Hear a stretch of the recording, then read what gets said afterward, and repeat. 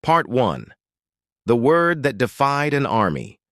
Imagine waking up in a snow-covered forest, knowing that before sunset, thousands of enemy soldiers could be marching toward you. Imagine feeling the cold piercing through your boots, realizing your ammunition is running low, that supply trucks never arrived, and that no plane can cross the sky closed by winter storms. Now imagine discovering that you and all the men around you have been completely surrounded. There is no safe road. There is no retreat. There is no immediate reinforcement. There is only a small Belgian town called Bastogne, and a German army determined to destroy it. In the winter of 1944, most people believed that World War II was practically decided. After the Normandy landings, the liberation of Paris, and the Allied advance across France, it seemed only a matter of time until the Third Reich finally collapsed. American newspapers spoke of the approach of victory. Families wrote letters imagining that their sons would be home before next summer. Even many Allied commanders believed that the Germans no longer had the capacity to launch a major offensive. But hidden behind the dense forests of the Ardennes, Adolf Hitler was preparing the last and most desperate gamble of the entire war. The plan was massive. More than 200,000 soldiers, thousands of armored vehicles, and hundreds of tanks were to break through the American lines in a sector considered relatively quiet.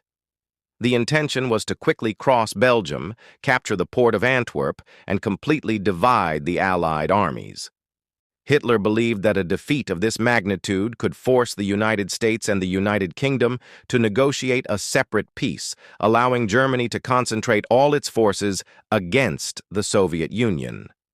It was an extremely bold strategy, but it depended on a single factor: speed. German commanders knew they could not allow the Americans to reorganize their lines. Every hour lost favored the Allies. Every road junction conquered meant fuel saved. Every town taken brought their armor closer to the final objective. Among all these strategic points was one that seemed small on the map, but was absolutely essential for the success of the operation: Bastogne. Few cities in Europe had such great importance despite their small size. 7 major highways converged at Bastogne. Whoever controlled that junction controlled practically all troop movement in that region. For the Germans, taking Bastogne meant maintaining the momentum of the offensive. For the Americans, losing Bastogne could open the way for one of the greatest defeats of the war. In the early hours of December 16, 1944, the silence of the Ardennes was shattered by an artillery barrage that seemed endless. Thousands of shells fell simultaneously on American positions scattered throughout the forest. Soon after, columns of German infantry appeared, followed by Panther and Tiger tanks advancing through the fog and snow. Many American units were completely surprised. Telephone lines were destroyed. Headquarters lost contact with their troops. In a few hours, several battalions were retreating or trying to reorganize an improvised defense. As chaos increased, one unit received an urgent order. The 101st Airborne Division was to immediately board trucks and head for Bastogne. The paratroopers did not even have time to complete their winter equipment. Many boarded wearing only light uniforms. Some had no gloves, others carried little ammunition. Almost no one imagined the dimension of what they were about to face. The roads were congested with military vehicles, ambulances, civilian refugees, and columns of retreating soldiers. The trip was slow and extremely difficult. As they advanced, the men of the 101st observed destroyed vehicles abandoned on the roadsides, clear signs that the Germans were breaking through positions considered safe just days before. When they finally arrived in Bastogne, they immediately realized the situation was much worse than they had imagined. There was no time to build sophisticated fortifications. Trenches had to be dug quickly into the frozen ground. Trees were felled to improvise defensive positions. Houses turned into medical posts. Barns became ammunition dumps. Everything had to be done under enormous pressure. Then the worst happened. German forces completely closed the siege. Bastogne was now an island surrounded by an ocean of enemy troops. No truck could enter, No armored column could leave. Ammunition stocks decreased with each combat. Improvised hospitals quickly filled with the wounded. The cold became almost as dangerous as the Germans themselves. For days, the sky remained completely closed. The clouds prevented any American air support. No plane could drop supplies or attack enemy columns. The men of the 101st were alone. Still, something extremely curious began to happen. Whenever small German units tried to test the American defenses, they encountered a much more aggressive resistance than they expected. Instead of staying hidden, waiting for the next attack, small groups of paratroopers left their positions at night to scout the terrain, attack enemy patrols, and return before dawn. The Germans began to receive contradictory reports. Some believed they were facing a much larger force than actually existed. This way of fighting seemed almost irrational. Why would surrounded soldiers voluntarily go out to attack? Why would an army without supplies refuse to stay only on the defensive? The answer was not in Bastogne. It had been born nearly 20 years earlier, at a military base located more than 6,000 kilometers away, Fort Benning. It was in that seemingly ordinary place that an officer named George Marshall quietly began to change the way the United States would learn to make war. Without knowing it, he was creating exactly the philosophy that would allow the men surrounded in Bastogne to defy one of the largest armies in history. And very soon, this doctrine would be put to the test in the battle that would decide the fate of Hitler's last great offensive. Part 1 ends. To be continued. Part 2. The doctrine that changed the American Army. While the paratroopers froze in the improvised trenches of Bastogne, few of them knew that their decisions at that moment were being guided by a philosophy created many years earlier. They were not simply reacting to the enemy. They were putting into practice a completely new way of thinking about war. And this transformation had begun long before Hitler even came to power. After the end of World War I, practically all the major armies in the world studied the same lessons. Trench warfare had taught that attacking cost thousands of lives. Most officers believed the best strategy was to build strong defensive lines, wait for superior orders, and avoid any movement that could put troops at unnecessary risk. Individual initiative was almost always discouraged. A young officer should obey, not think for himself. But there was a man who saw a huge problem with this mentality. His name was George C. Marshall. In the 1930s, Marshall took an important position at Fort Benning, a military school in Georgia. There, thousands of young American officers learned how to lead soldiers. In observing those training sessions, Marshall noticed something that deeply troubled him. The exercises were slow, predictable, and excessively bureaucratic. Whenever an unexpected problem arose, the commanders stopped everything to wait for new orders from headquarters. Marshall knew that only worked in books. In real war, no one would have time to wait. He used to say that the battlefield changed faster than any written order could keep up with. If a commander waited for instructions for every major decision, his men would likely be dead before the answer arrived. So he began a true silent revolution. The old manuals gave way to completely different exercises. During training, Marshall created unexpected situations on purpose. Officers received incomplete information. Orders changed in the middle of the operation. Units disappeared from the map without warning. Bridges were considered destroyed. Lines of communication were cut. Suddenly, young lieutenants had to decide entirely on their own how to save their troops. At first, many failed. They had been trained for years to wait for authorization. Marshall would interrupt the exercise, gather all the officers, and always ask the same question. How much time did you waste waiting for someone to decide for you? Gradually, the answer began to change. The new officers learned that a mistake made quickly was almost always better than a perfect decision made too late. They learned that speed created opportunities. They learned that initiative confused the enemy. Above all, they learned that an effective commander never allowed the adversary to control the pace of the battle. These teachings seemed radical for the time. While many European armies continued to centralize practically all major decisions, Marshall did exactly the opposite. He gave responsibility to the youngest officers. He expected sergeants, lieutenants, and captains to solve problems without constantly depending on headquarters. Years later, when World War II began, thousands of these officers already held command positions spread across the world. Without realizing it, they carried Fort Benning with them. Even before the official entry of the United States into the war, this new doctrine was put to the test during the massive Louisiana maneuvers in 1941. More than 400,000 soldiers participated in those exercises, the largest ever held in the history of the American Army up to that time. Entire cities served as the setting for combat simulations involving infantry, artillery, tanks, and aviation.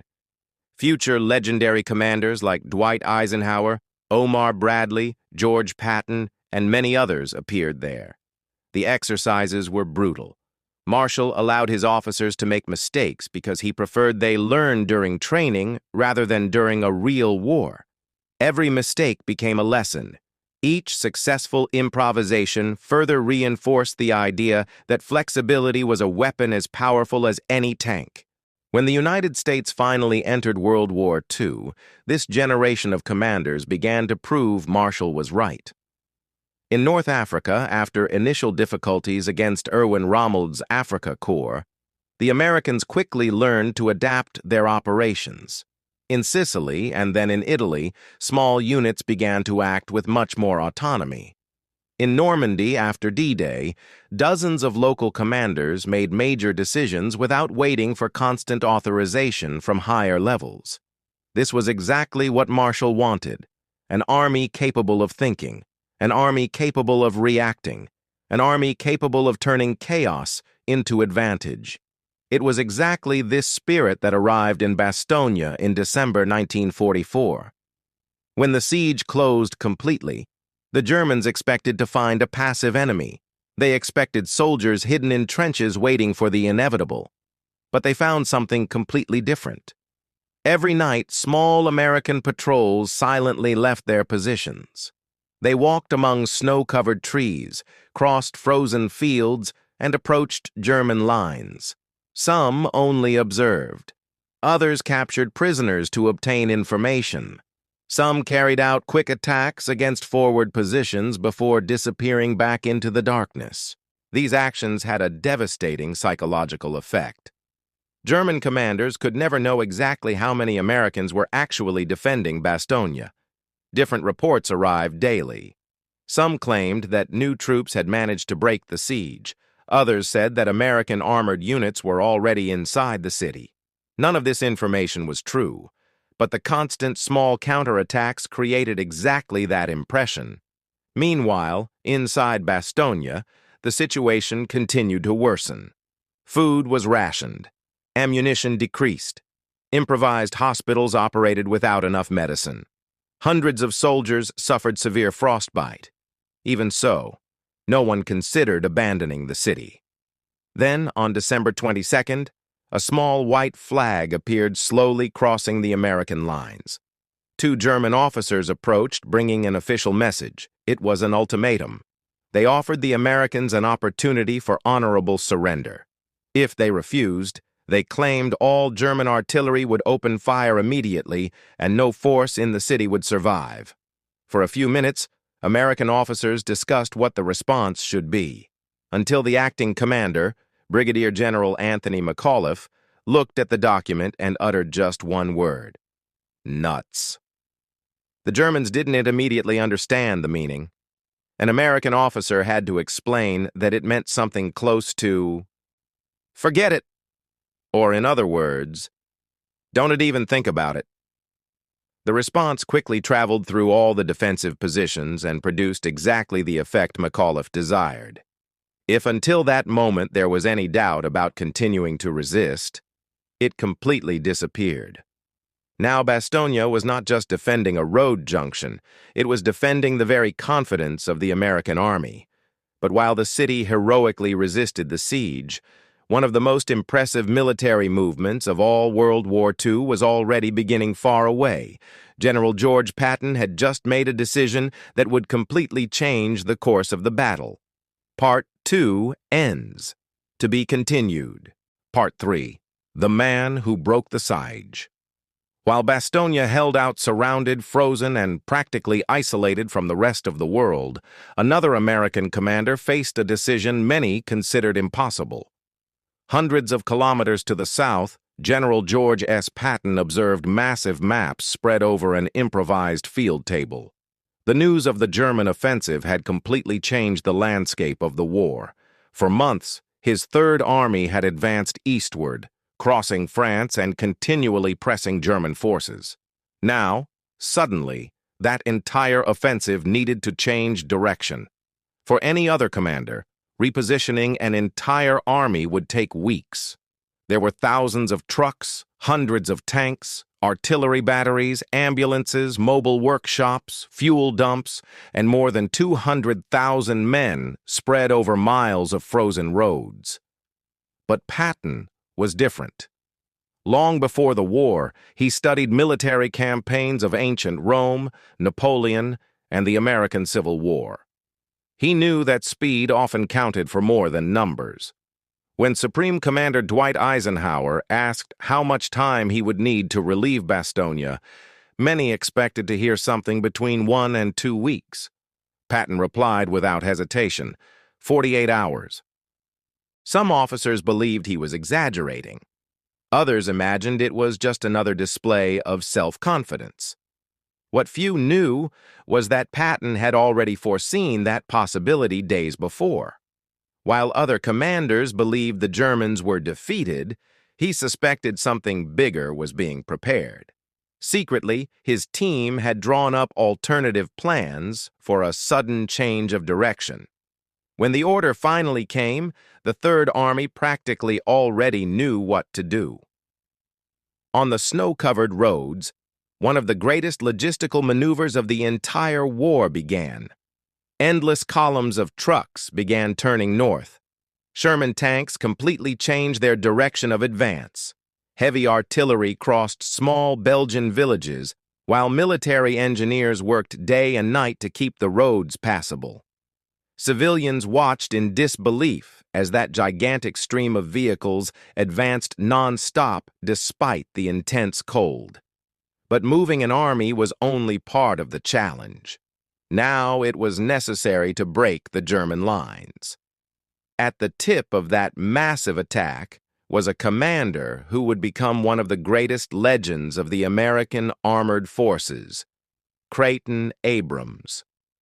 Long before giving his name to the famous M1 Abrams tank, he was a young lieutenant colonel commanding the 37th Tank Battalion of the 4th Armored Division. His men respected him deeply because Abrams never led from the rear. His tank almost always appeared on the front line, facing exactly the same risks as any other soldier. Abrams was also a direct product of the philosophy created by George Marshall. He believed a commander needed to act before the enemy had time to react. Waiting meant losing initiative, and losing initiative meant allowing the adversary to dictate the pace of the battle. As they advanced toward Bastogne, his tanks encountered resistance practically every mile. Anti-tank guns hidden in the forests fired at the American columns.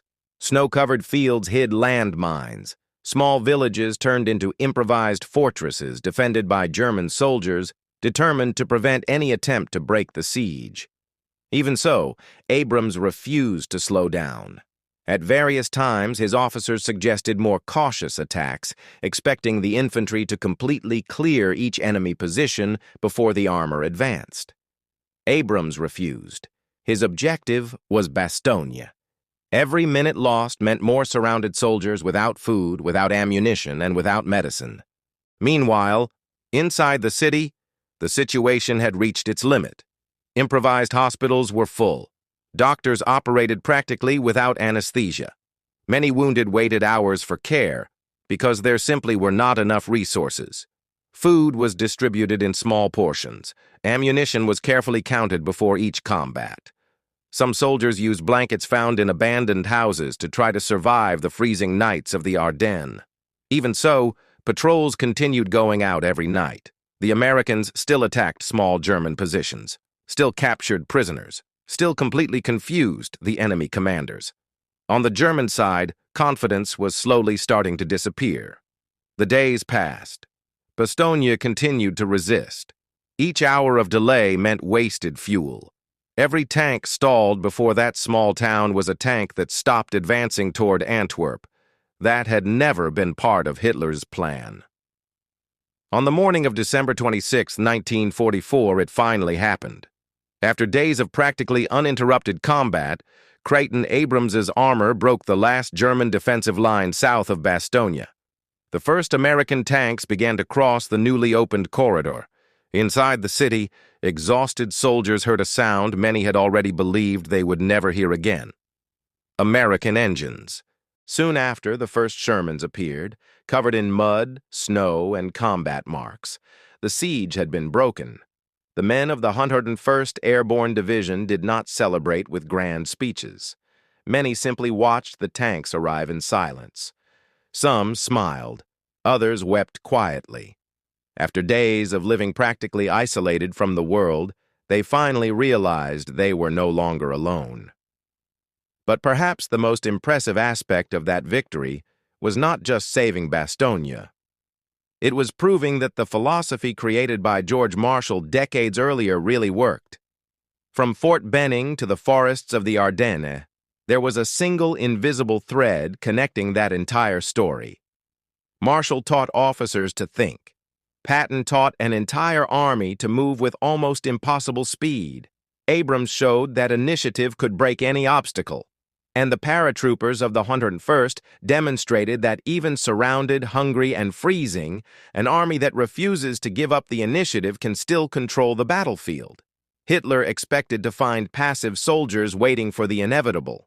He found men trained to act. He expected an enemy that only resisted. He found an enemy that kept attacking. He expected to break American morale. He ended up further strengthening its reputation. When the Battle of the Bulge ended, it became the last major German offensive on the Western Front. The Third Reich would never recover the strategic initiative. A few months later, the Allied armies would cross the Rhine River, advance deep into Germany, and witness the definitive collapse of the Nazi regime. Decades later, military academies around the world would continue to study Bastogne not just as a heroic battle, but as a perfect example of leadership, initiative, and adaptation. Many of the principles developed by George Marshall remain present today in the training of modern officers. The technology has changed, the vehicles have changed, the battlefields have changed. But one lesson remains exactly the same. In moments of absolute chaos, when all communications fail, when plans stop working, and when the enemy seems to possess all the advantages, victory almost never belongs to the army that waits. It belongs to the commander who takes the initiative. And perhaps that is exactly why Bastogne continues to fascinate historians more than 80 years later. Because that small, snow-covered town proved that courage alone does not win wars.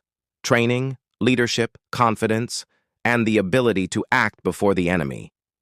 These were the true weapons that saved Bastogne and changed the history of World War II.